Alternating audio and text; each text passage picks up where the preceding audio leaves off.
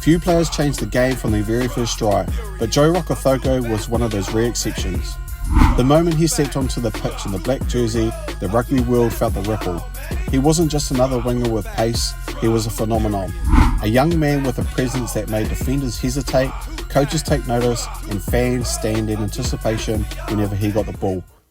Born in 1983 in Fiji, he was just 5 years old when his family moved to New Zealand.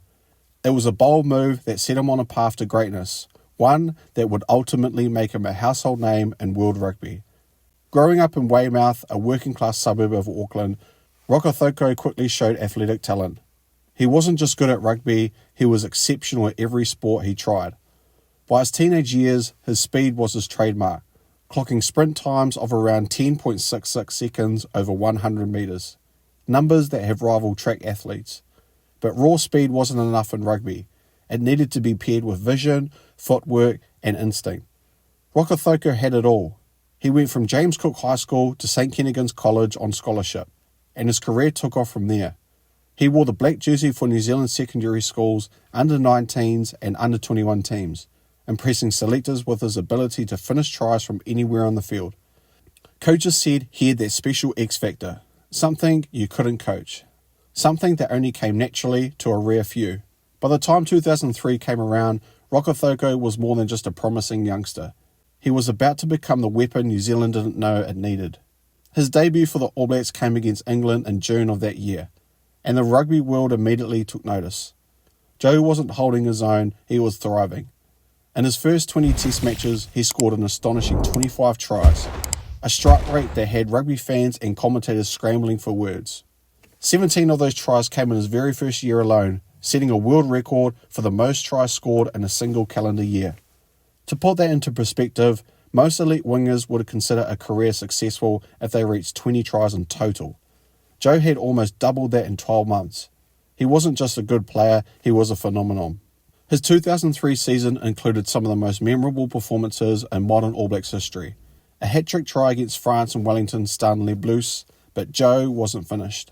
He scored another hat-trick against Australia in Sydney later that year, showing the Wallabies that no matter how drilled their defences was, they couldn't contain him. By the end of that debut season, Rokocoko had established himself as one of the deadliest finishers in rugby, and he was only 20 years old.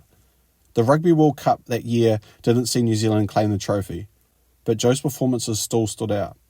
He terrorised defences with his acceleration, his ability to step off both feet, and a calmness under pressure that belied his youth. Rokocoko's career wasn't just about speed, though speed was what made him stand out initially. His build was perfect for a winger of that era, standing at 188 centimetres tall and weighing around 104 kilograms. He was strong enough to handle the physical demands of international rugby. Over time, he built himself into a powerhouse. Coaches spoke about how he worked on his strength and decision-making, turning him from a flashy runner into a complete winger. He could defend, contest high balls, and track back when needed. He wasn't just an attacking threat, he was an all-round player who could change the game in multiple ways. His physical transformation was noticeable. He arrived on the scene as lean, lightning-fast youngster, but quickly added muscle without losing his agility. That made him even more dangerous, as defenders couldn't simply outmuscle him in tackles. One of the things that set Joe apart from other wingers was his finishing instinct.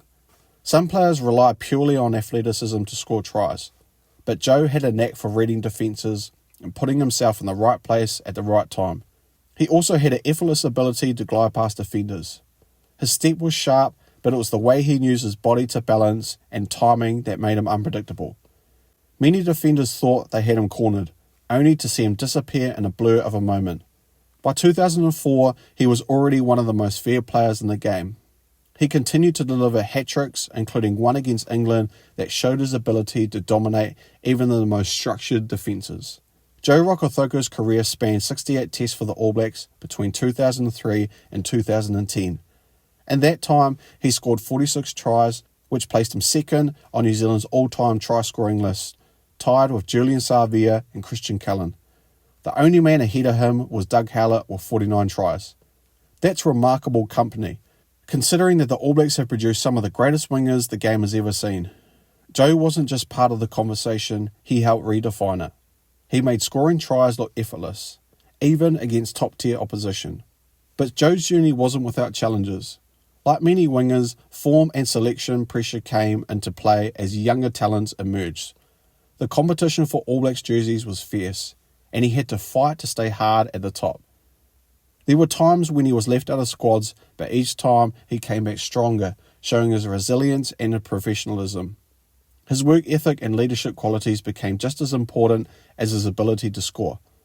By the time he left the All Blacks setup in 2010, he had already cemented his legacy as one of the greats. But his rugby journey wasn't over.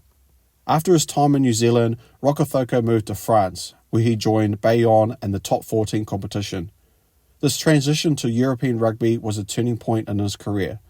While many players struggled to adapt to a new style of rugby, Joe thrived. He became a fan favourite in Bayonne, not just for his try-scoring ability, but for his professionalism and impact on the team's culture. He embraced the slower, more tactical European game while maintaining the speed and flair that made him famous. His presence helped elevate Bayonne's profile and become a respected figure in French rugby. In 2015, Joe signed with Racing 92, one of the most ambitious clubs in Europe at the time. He was part of a star-studded squad that included legends like Dan Carter, his former All Blacks teammate. That move paid off immediately, as Racing 92 won the top 14 title in 2016. Joe played a crucial role in their success, proving that even in the later stages of his career, he was still a game changer. His ability to adapt, lead, and deliver on the biggest stages made him invaluable. Joe Rokocoko retired from professional rugby in 2019, after an extraordinary career that spanned more than a decade, and took him from the grassroots of Auckland to some of the most iconic stadiums in the world. When he announced his retirement, he reflected on his journey with humility, thanking his family, coaches, and fans for supporting him. He spoke about his pride in representing both his Fijian roots and his adopted country of New Zealand. That dual heritage was part of what made him special. He brought a unique blend of cultures and styles to the game. When you look back at Joe's career, his stats tell an incredible story. 46 tries and 68 tests is an elite strike rate. And the fact that he holds the record for the most tries in a single calendar year is a testament to how dominant he was at his peak. His speed, measured at nearly sprinters level time, combined with his size and skill, made him a nightmare matchup for any defender. And yet, beyond the numbers, Joe Rokocoko was known for his humility. He wasn't flashy off the field, he let his rugby do the talking. Teammates often described him as grounded, someone who led by example rather than by words. Ever wanted to create your own Rugby Highlights channel just like this one? With my course, the YouTube Creator Toolkit, I show you exactly how I do it, from the tools I use to the templates I built. You get everything. Just copy, paste, and start creating. Learn how to grow your channel, keep viewers hooked, and turn views into income. Click the link in the description below to learn more and start your channel today. Now back to the video. If you enjoy diving into the credible journey of Joe Rokocoko and want more stories about rugby's greatest legends, make sure to like, share and subscribe so you don't miss the next chapter in this sport's rich history. Thanks for watching, guys, and see you next time. Peace!